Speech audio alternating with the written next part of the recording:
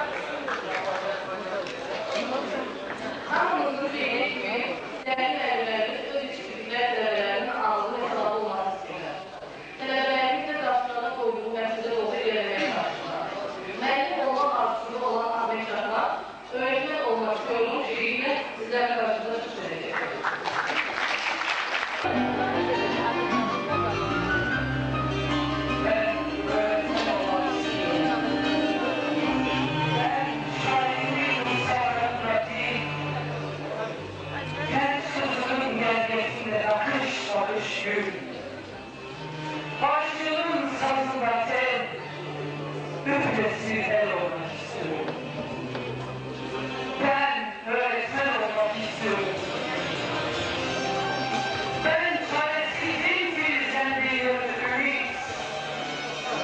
Korkunun mayalandığı yerde yürek.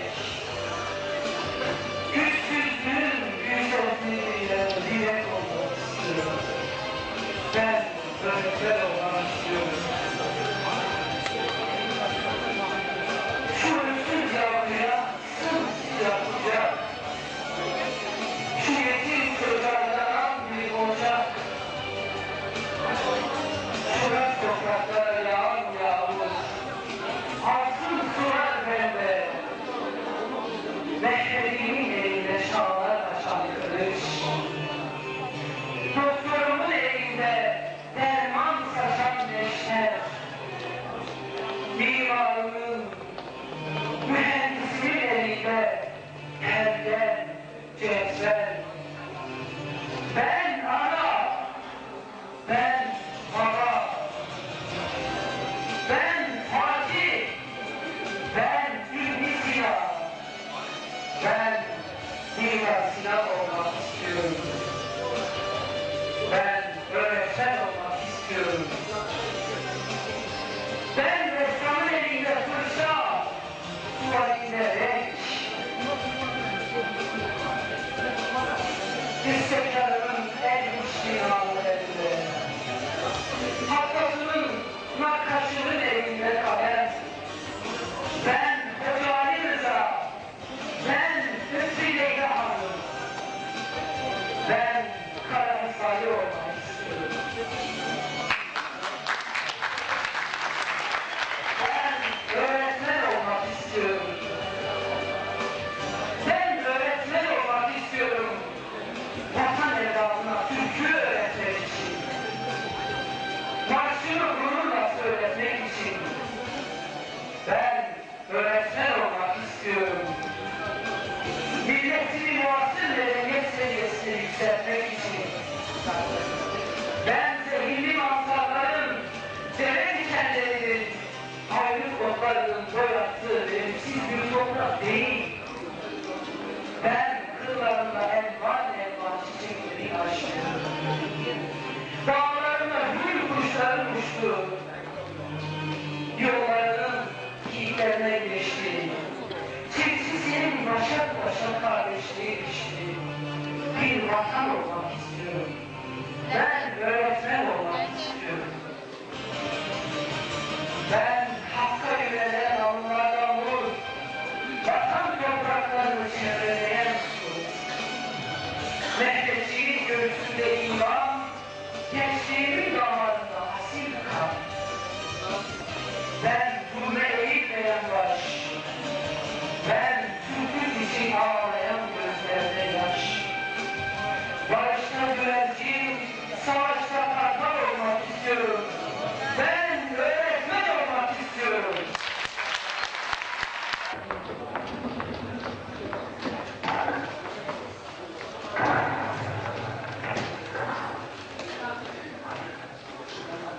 Dikkat! Kıraathanelerde meslek kültürleri müsaade komutanım. Güzel, doktor. Evet arkadaşlar. Geçtiğimiz senelerde Türkiye'de eğitim veren bir kurumdu. Ne oldu, nasıl oldu? Güzel. Neyse, biz devletimizin hepimizi seviyoruz.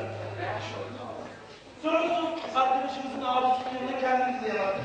Kılık kıyafet. Sağ ol arkadaşım. Amsterdam'dayız, Hollanda'da. Eğitimi, giyimi, dini olmaz. Bizler biraz eğitim nedeniyiz. Bundan sonra Türkiye'ye gidecek, orada çalışacak arkadaşlara Türkçeyi öğreteceğiz, Türkiye'yi öğreteceğiz. Dersimizin ilk konusu Türkiye'de taksiciyle nasıl konuşulur? Diyelim ki farz misal, biz Çin'e veriyoruz. Sen kalk devam. Evet, sen kalk devam. Diyelim ki yine İstanbul'da dışarı çıktın. Dolanmak istiyorsun. Şöyle bir gezeyelim, şöyle dolanmak istiyorsun. Açtın kapıyı, oturdun. Ne dersin? Ne derim? Evet, ne dersin? Merhaba derim. Merhaba dersin. Merhaba derim. Ha, Nasılsınız derim. evet. Böyle sorular olursa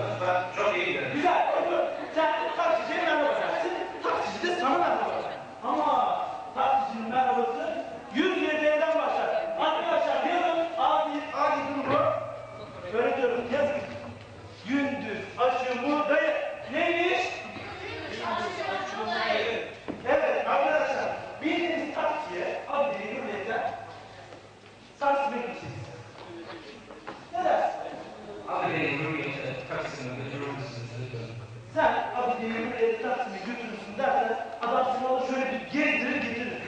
Arkadaşım Abidi'yi Hürriyet'i Taksim'e götürürsün demek ne demek? Ben Abidi'yi Hürriyet'i bilmiyorum demek. Sen ne dersin? Bayağı. Ha? Sen de bayağı edersen adam Moskova'ya götürür getirir. Olur mu? Olmaz tabii ki. Arkadaşlar acil çözümü öğretiyorlar. Hemen taksiciyle sohbet edeceğiz. Diyeceksin ki sanki bu onu böyle biliyormuş gibi. Şu bina yeni mi yapıldı yahu? Neymiş? Şu yolları da yapamadılar gibi.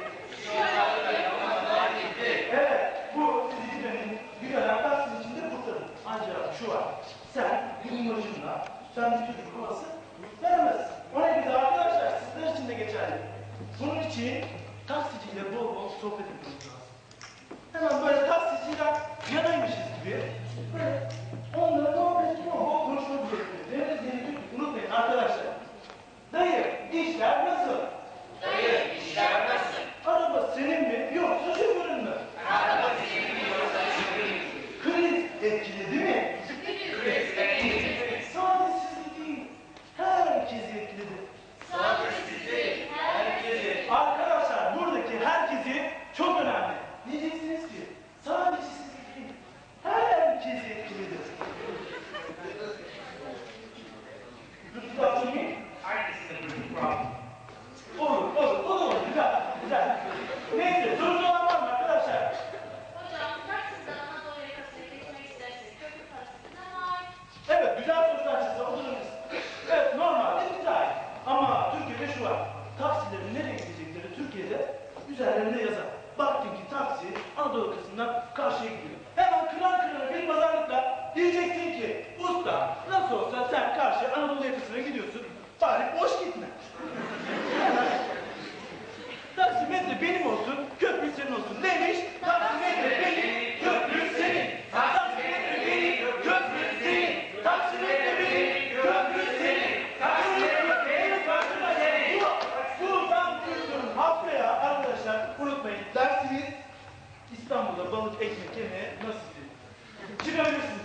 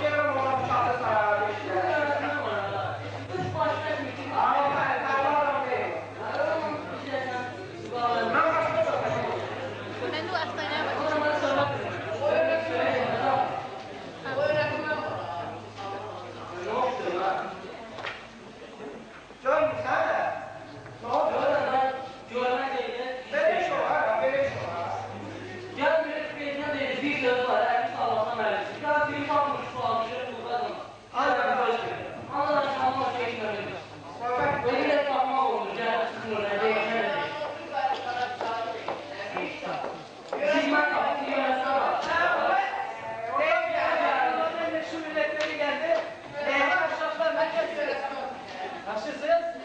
Maşallah. Bak ya. Ne oldu? Ne oldu? Tamam sakin. Ya sakin. Saç tamam tamam. Saç toprak yok. Yine bir şöyle ben sağlıklı. Uşakların kırıldığını biz de kırılırız. Yani kalbimiz kırılır en başta yani. Ya kalbim durmaz edeceğim. Uşaklar sakin durun ya tamam ya Allah Allah. Hiçbir kıymetimiz kalbimiz yok yani. Bu arada nasıl? İğnetle değme yok. Doğrudur. Tabii.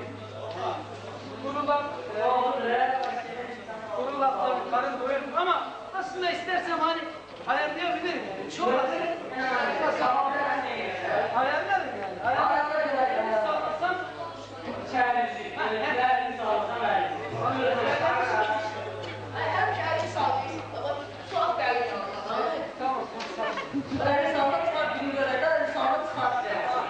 aslında var ya şimdi bile çağırsam gelir de ama ben direkt ki daha çok tut kaldırmalıyım yani. Yoksa ben istersem elimi sallasam alayım.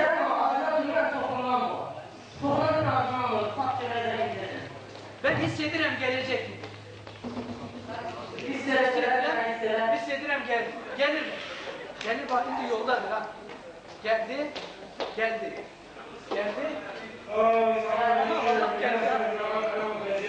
Bak senden razı olsun.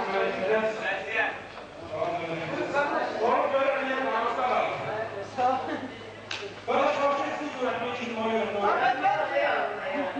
Ben. Arkadaş, bir için ben Azerbaycan'da olan bütün ülkelerin müdürü yaptım. Farklı ülkeler ama birbirine. Allah.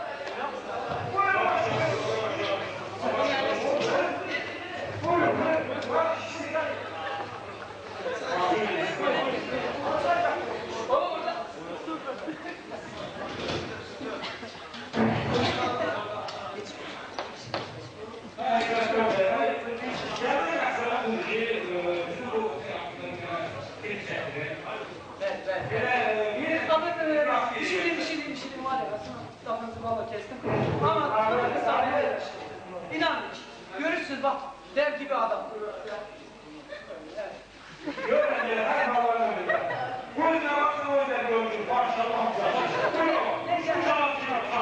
Sen Yusuf'la bizce işiniz var. Hiç var. En kısa zamanda size teslim edeceğim.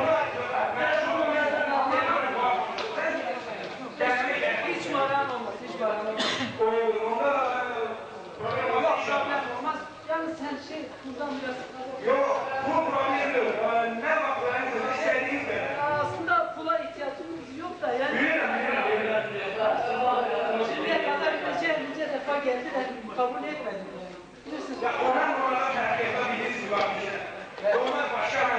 Ben tanımışım. Her yeri tanıyorum. Biz de basit kimseler siz hiç balıklanmayın.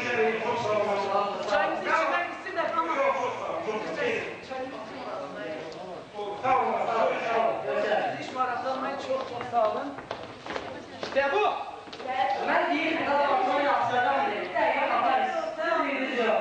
İşte kalite. Ben aslında kendimi övmüyorum. Çok güzel. Şimdi ne yapacağız? İş elimizde, pul da elimizde. Ama iş pul elimizde. Filme bir isim bulmak lazım. Aslında film vardı da böyle. Ama şu anda yazdılar. Onu bir beraber fikir esasında beyaz ayak. Beyaz ayak. Allah'ım yarabbim. Ha!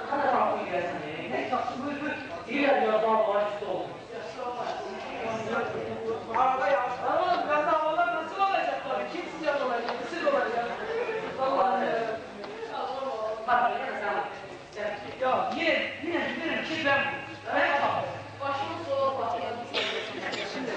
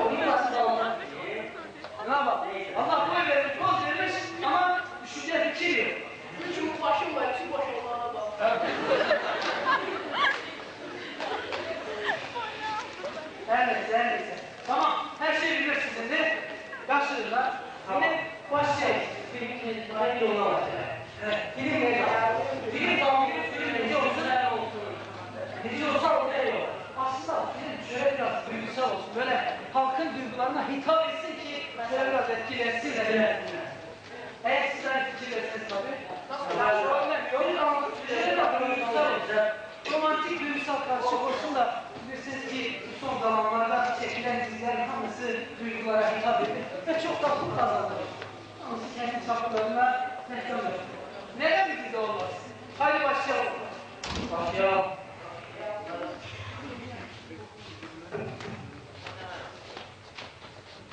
Evet. Balkonda jilet attım bağrıma. Çekim 1, sahne 2, start. Başlıyor.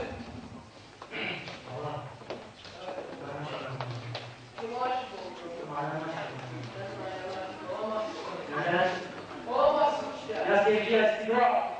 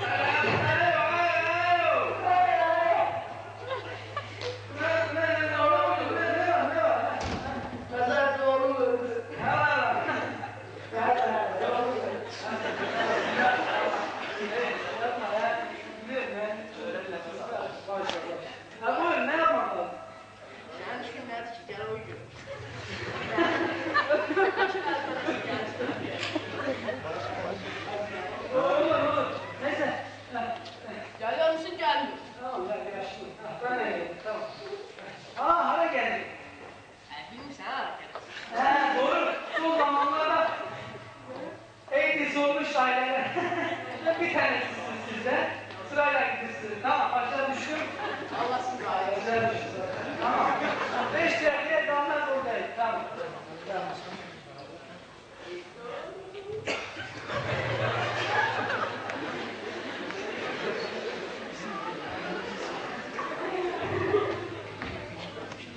Selamünaleyküm.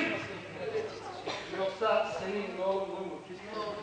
Hayır. Hayır. Büyük bir nacı. Senin kalbin nasıl dayanıyor buna anlayamıyorum. Dayanıyor. Dayanıyor tabii ki. Dev bir kalp maşallah. Her neyse. Şimdi evet biz ne yapıyoruz? Bir anlat bakayım ya anlat. Nasıl öldürdü yani? Nasıl öldü? Nasıl? Ha? Nasıl öldü? Sen şimdi dersen onu gör. He, şimdi. Ben bazen beden işlerine uğraşırım, bazen de çıkartır, uygun yerlere atarım. Yani değişir anlamına göre. Ya yok senin oğlunda öyle bir şey yok ya. Maşallah. Çınar.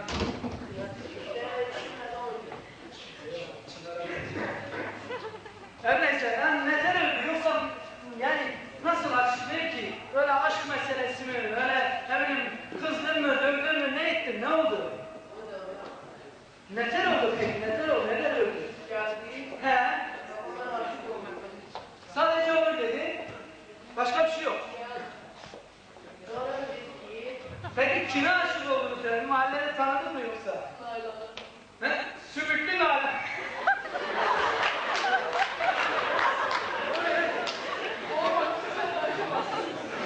Ya başta ya. Ne yapayım? Her gün onlarca böyle ölülerle karşılaşıyoruz. Yani elimizde olan bir şey. Kusura bakmayın. Yani kimisi sümüklüsüyle, kimisinin öyle bir fabrikisiyle. Yani olur işte böyle. Neyse o zaman başın sağ olsun biliyorum. Başın büyüktür. Ne yapalım? Güzel artık o ekmekten başka bir şey kalmıyor. Defnedeceğiz. Arkamızda dönüp dua edelim. Ya ha yok ya sen başlamışsın. Yani dua edelim ki yani daha cennete gitsin diye dua edelim. Yoksa öldüğü için dua edelim. Başa düşüyoruz. Şimdi biz ne yapalım bunu? Bunu evvel boyunun ölçüsünü alalım. Zaten almış boyunun ölçüsünü. Neyse.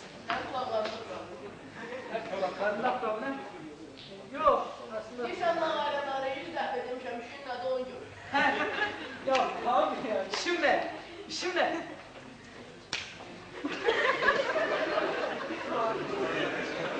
Neyse. Ya tamam. Tamam.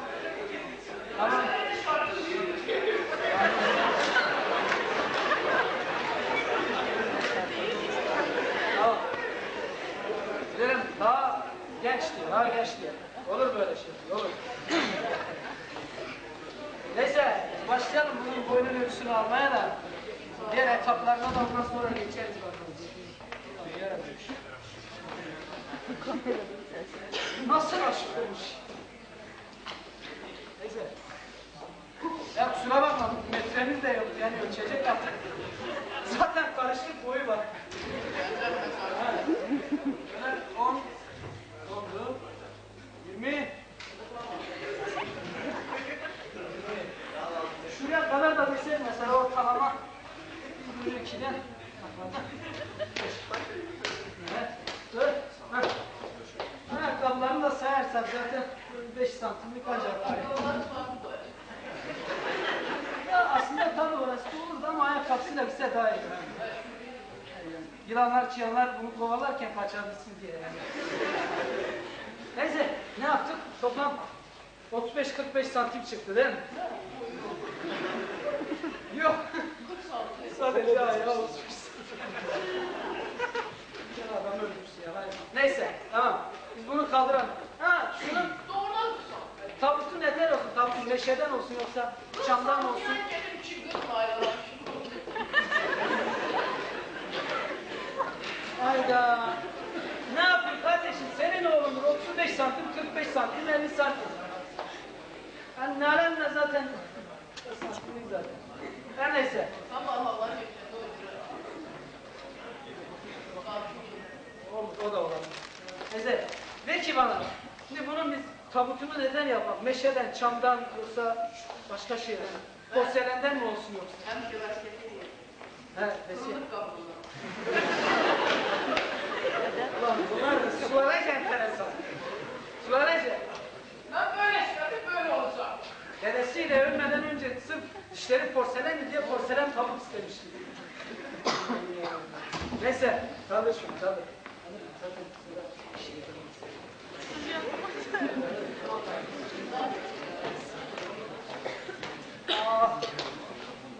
Stop! Olmadı ya, olmadı. Niye olmadı? Ya millet çıldıracak ya. Duygusallıktan, ağlamaktan artık gözlerinde yaş kalmadı ya. Ya ağlarsın sanki ya. Böyle film olur mu? Duygusalmış neymiş?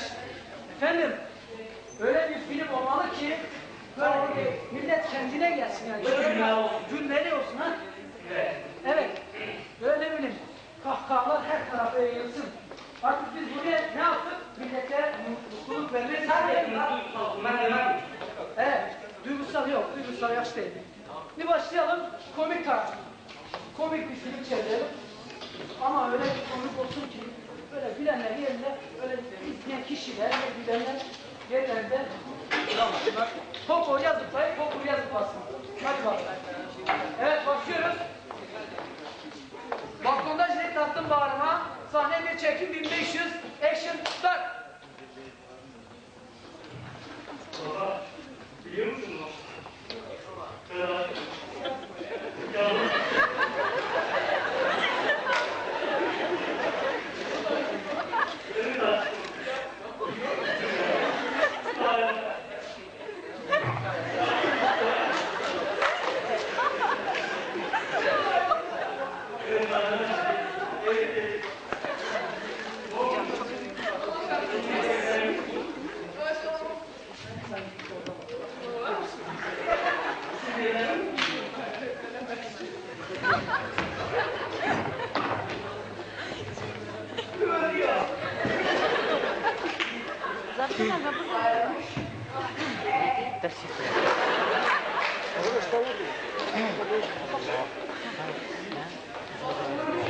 Yok, ben gitmiyorum. 24 olmayacak. 24'ü sizin derslerde olmayacak. Evet. O bir hafta için sizin derslerde olacak. Yani karşıda ya. Olan. O bizdə Çox sağ ol. yox, çağır gəlsin uşaq.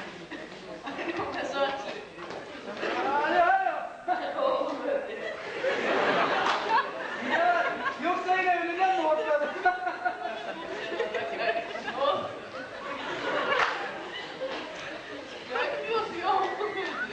Ya ya söyle ben de gidelim ya. Oğlum öldü. Biliyordum komik bir şey diyeceğini. Gelirsen gelmişsin. Evet tamam. Böyle komik bir alana Tamam gelirim ha. Tamam yarabbim ya. Özellikle başlamışsın diyorlar. Neyse gelirim tamam.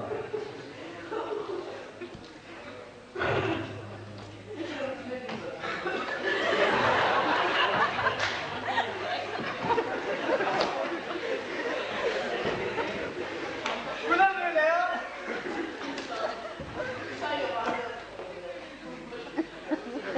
Ya şöyle düşünün sen ne olacaksın? Ya nasıl öldü ya?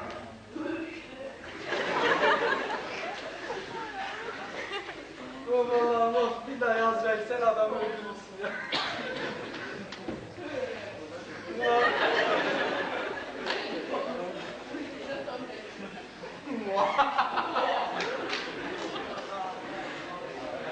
Allah'ım ya. Bugünlerde hep böyle var ya gülmeli olaylar oluyor. Sen de kabağına gidiyorsun. Sizin ya şunun tipine bakınca bile insan gülür.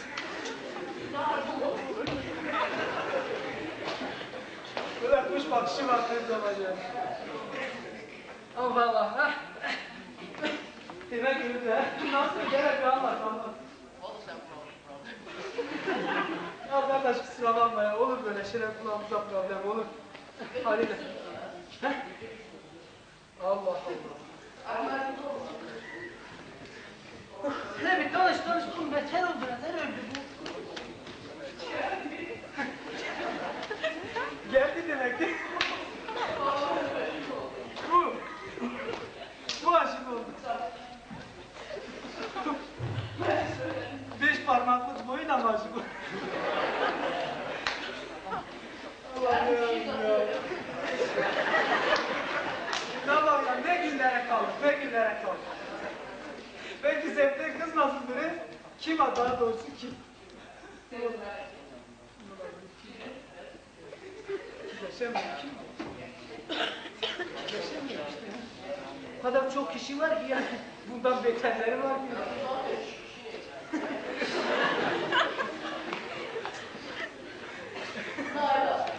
Nalan, bizim sümüklü Nalan.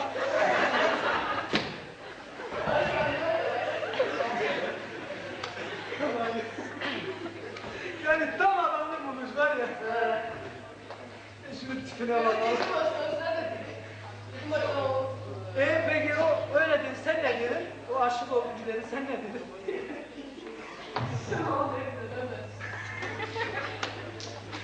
Ya var ya sen de müthiş bir espri yapmışsın ha.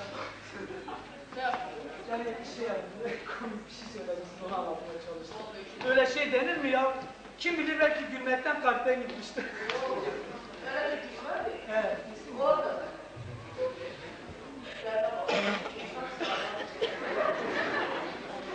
Nece?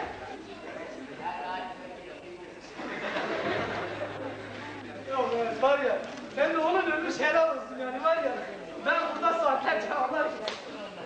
Sen orada gülüyorsun.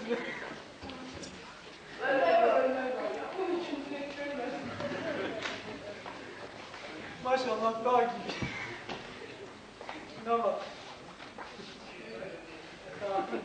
Neyse abi. Yani ilahi Azrail sen adamı gülmekten öldürürsün. Neyse bu boynun ölçüsünü alalım.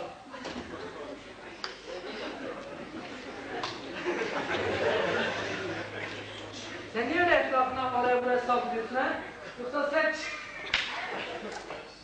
Yoksa sen de mi delirdin? Zaten ailece delirdin. Neyse, biz ne yapacaktık ha bu arada?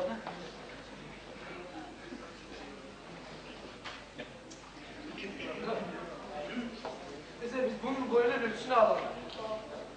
Aramızda pek iyi değil. Aranız, ya tabii ya, soramam. He sizin bunu aranız neterdi yani ne bileyim, kalpten böyle gitmiş, aranız neterdi bunun? Aramız evvelce. Gitmemişik.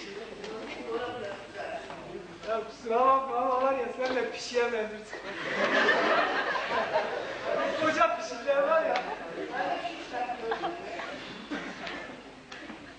O soru da soruyor.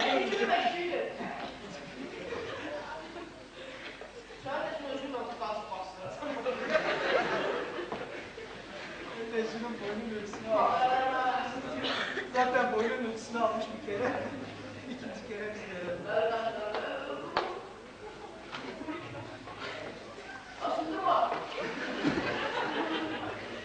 Aslında var ya, boyuna bakmayarak çok sağlam biri olduğunu söylerim. Boyu yok, bir de tipi de yok. Ama fiziği yaşlıdır bunlar. Satsaydım var ya, dehşet para. Öylesine dedim tabii ki. Nasıl satacaksın? Zaten satsan satmaz. Satsan yine alırsın. Neyse. Gel. Evet. 10. Ya aslında biz bunu böyle paltarlarıyla hani gömsek canım hani özüm için demiyorum ama yani sizin için paltarlar hani ne bileyim ölsem ne olur, nasıl olur? Yani bu paltarlarla gömsek yaşı olur da. Satacağım. Neyse alalım ya. Neyse 10. İhtiyacım var. 20. Buraya kadar da 40. Ha buraya geldiği zaman 50 oldu. Demek ki bunu da 2'ye böldüğümüzde 25 santim çıktı. Allah'ım ya. Şuna bak.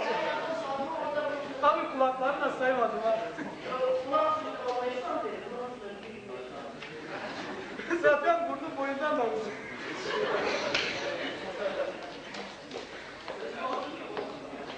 Neyse, tamam. Kaldır. Kaldır şunu. Kaldır. Sarak. Zaten işe yaramıyor. Saktır da. Nasıl? Olur da. Rahat rahat uyusun.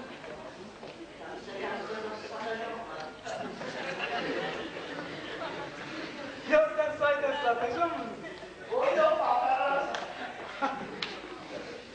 Ha yani kendisini özünü satsaydın para etmezdi ama patlarlar parayı verir. Bunu da söyleyeyim sana.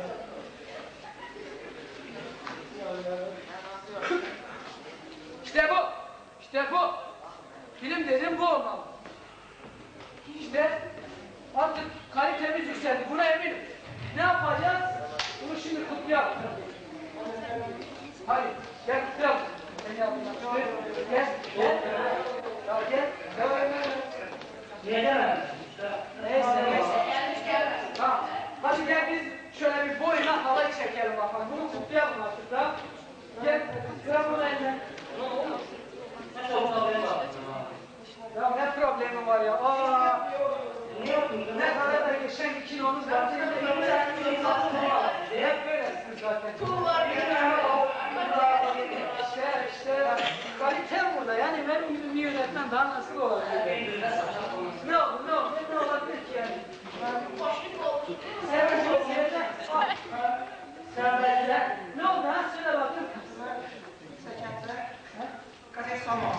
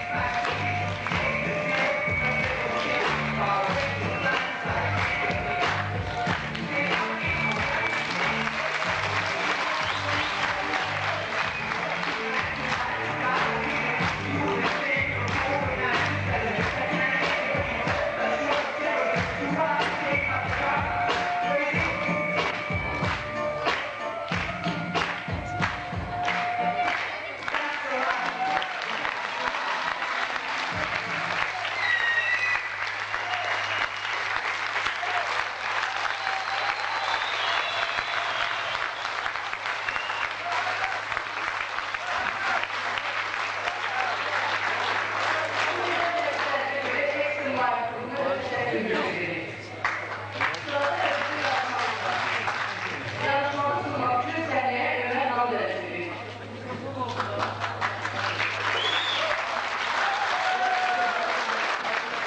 Tekrar hoş geldiniz diyorum ve programımıza küçük bir yarışmayla para vermek istiyorum. Bu yarışmamızın sonunda hediyelerimiz olacak ve şimdi yarışmamız için bir erkek arkadaşa ihtiyacımız var. Gönüllü olarak kim katılmak ister yoksa ben seçeyim. Gönüllü. Bize alındı ya.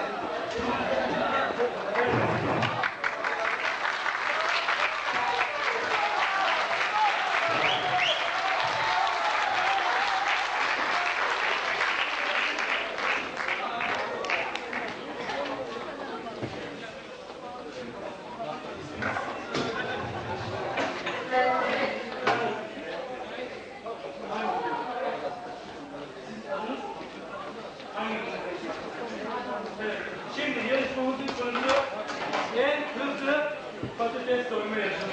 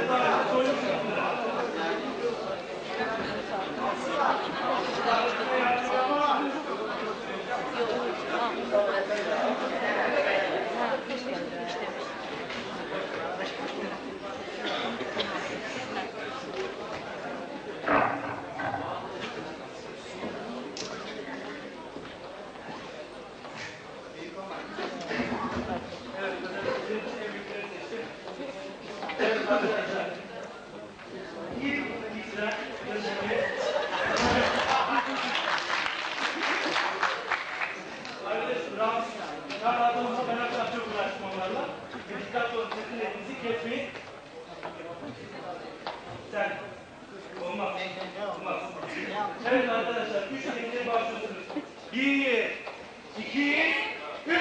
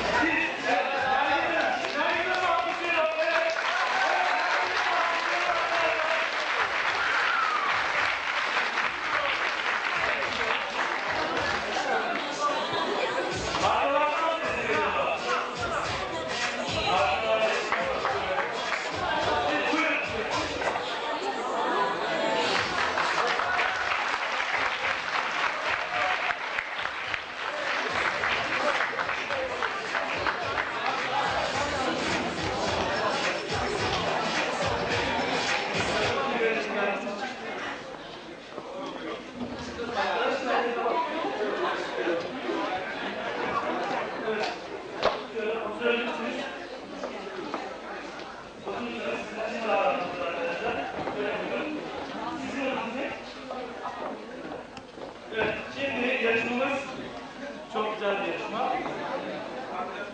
Evet.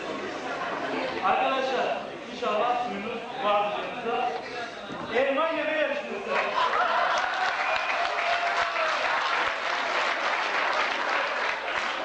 Ama yavaş değil, o dikkatli olun.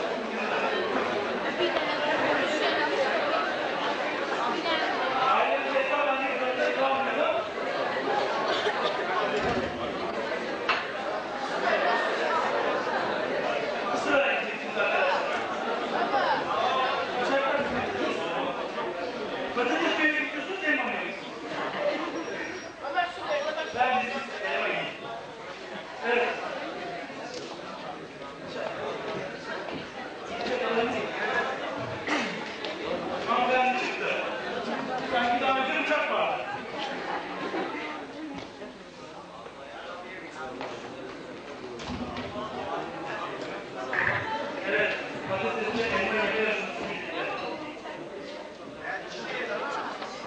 Evet arkadaşlar. Üçlüğümüze yine aynı şekilde başlıyoruz. 1, 2, 3.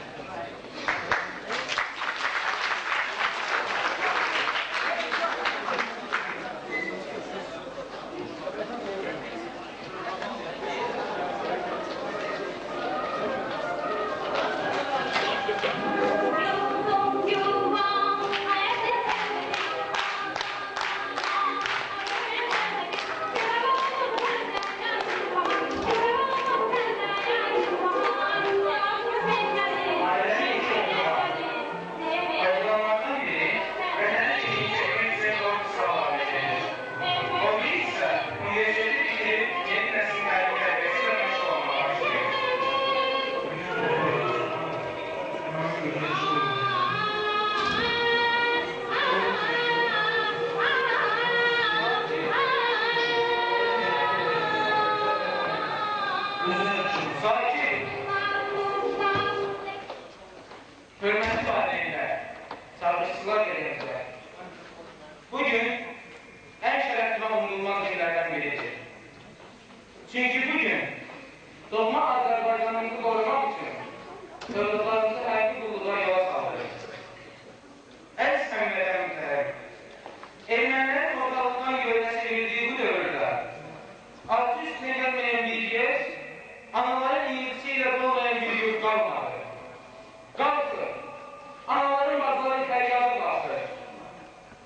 Bir vaxtlar Şah İsmaillar, Qarabəklər, hər tərəfdə Ahmanadan babalarımız kimi getdiyimiz hər yerə ədalət aparır.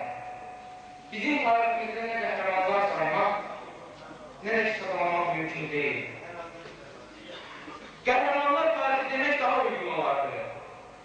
Bəs hamımızın keçmişimizin hər biri bir tarix sayılan qəhrəmanımız aslanları. Keçmişimizlə gəldiğimiz arasında köprü yazılar siz gənclərimizə eşq olsun.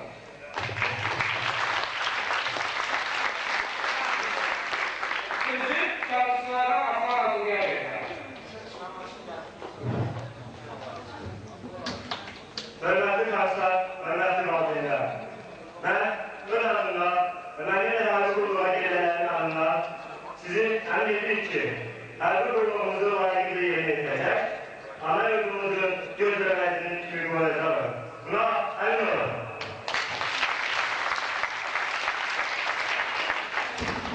Azərbaycan doğma elim, nə gözəldir doğma elim, hər nəsilimiz olmaz görür, vətənindir, vətənin. Naxçıvanın başı gəncə, Qarabağın güldən incə, istiqlal fidan dönsə, vətənindir, vətənin. Nəğmələri şöhrətlidir, oğulların qeyrətlidir, hər qarşın qiymətlidir, vətənindir, vətənin.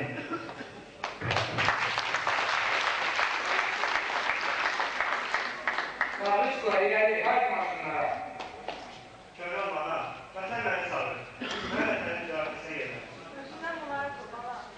Unutma ki orada səni vətən, burada heç vətən var. Sen olmuyorsun, sen kimsin? Sen bu vətən mi olursan? Vətənin eşitə vətən var. Kanun sözü var vətən.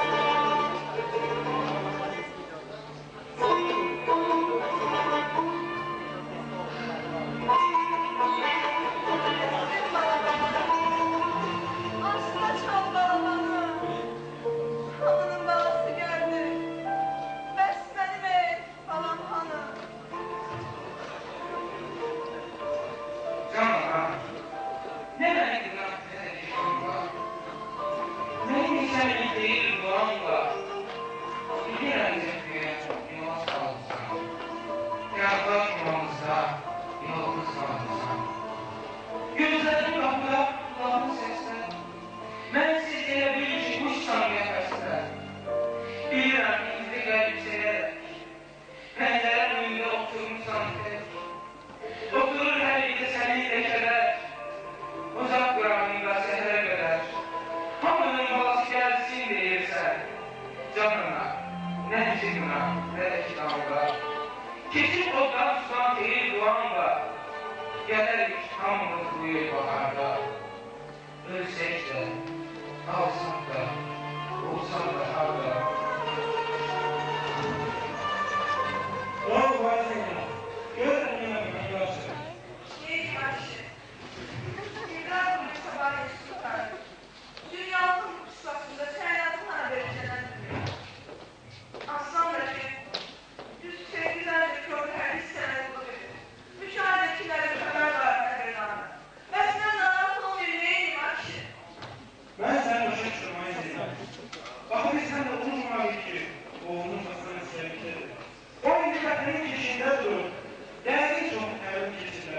yoxdur. İnşallah başlamaq kimi yazar. Yaxşı, kişi qoy səndən olsun. Gəl otur, ikinci səni istəyirəm.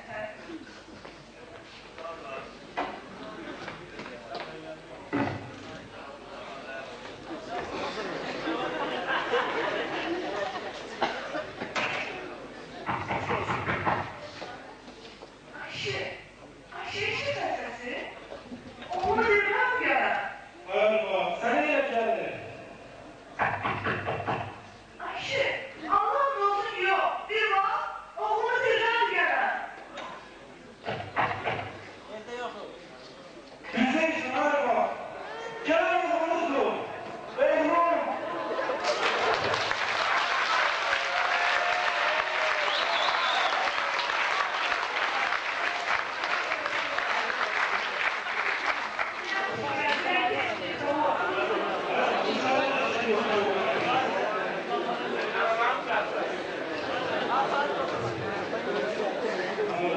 Bilirsən, o necə gəldi? Oğlum, deyiyorum tersini neyse boşa buldun? Adam tersini anlatıyor. Her şey yaxşı olur. Ha, bir de şey yaxşı olur. Ben teyakım var mıydı? Ağlamı verirler. Necə? Ağlama. Yok oğlum yok. Ola bilməz. Axı ağıldan düşmələri çıxara atırlar. Doğrudur ama Allah'ın işgal aslında. Ama Allah'ın bazı şeyleri bizlerdir. Ben bu şeylerden birini istemeliyim. Yok oğlum yok. Gedirəm demə. Qardaşından sonra 8 aydır torda hər hissədə bunu qoydum. Düzü çayın içlərdə xəbər var, nə məktub. Gedirəm demə oğlum. Ay ana, axı niyə belə danışmışsan? Ben okuyup tutanlamışam ki, içini yanlışda qalır. Okumuşam ki, yeni nəslin təlim tərbiyəsiyle məşğul ol. Ona görə getməyə yanına qalsın. Arma, sen de benimle tanışırsın. Oğlumun sözlerinden, oğluma bizim yanımıza basın. O okur ki, genç neslin təsliyle, terbiyesiyle meşgul olsun. Vətənimizə, millətimizə, valideye vətən terbiyesini. Gel oğul, bu şəkil, lakin şərəfli işə Allah köməyin olsun.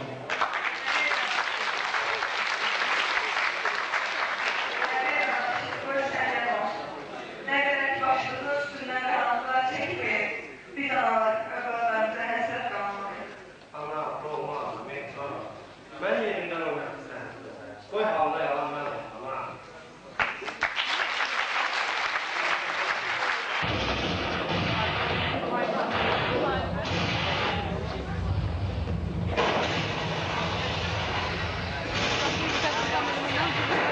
Beşinci konu. Saat icraatlarıyla sosyal İşten sebebi gelerek üstün oldu. Azerbaycan askeri Aslan adlı şehit oldu. Vatan işi şirketle şehit olmuş Aslan adlı bugün şehitler kıyamında toprağa taşır. Allah rahmet eylesin.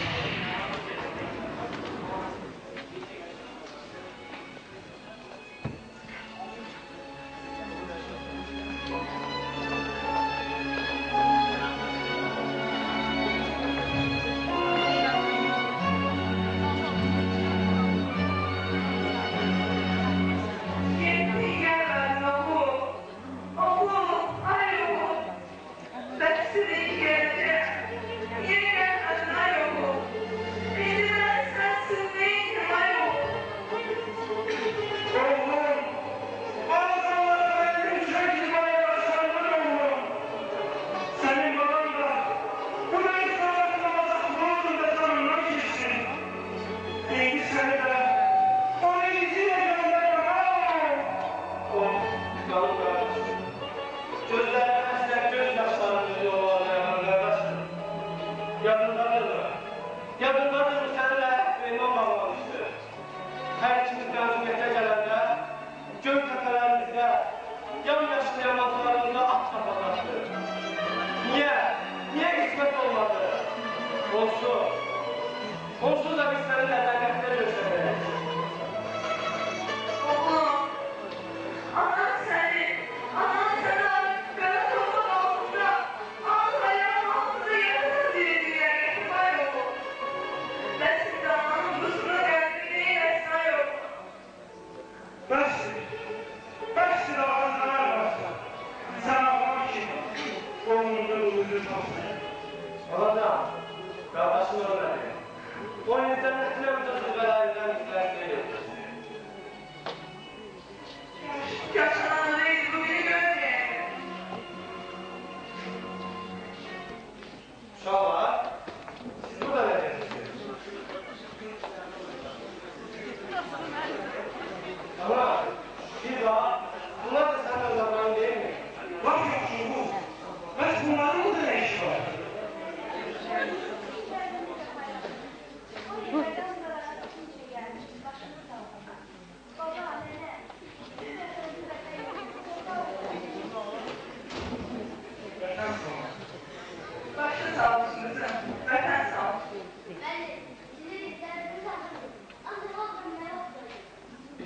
Uşaqlar, mən sizə cəhd istəyirəm, amma nə olur?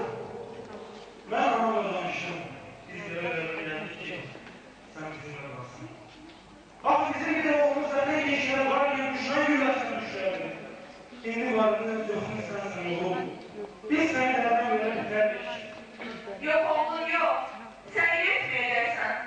Kardeşinden sonra bir evde bir şey mesela. Ben gözüm görülür, sen de kurban verelim ha. Yok oğlum, sen gitmeyeceksin. Uşaqlar, mən bilmirəm neyini. Bir tərəfdən tamamdan bir tərəfdən siz. Siz gedin. Mən də sizə ayaq çatdıraram.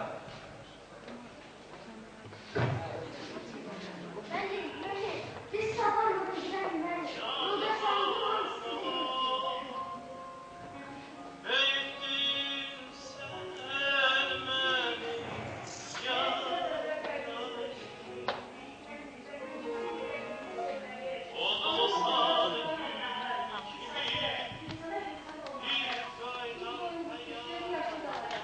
o bile düşüncelerimiz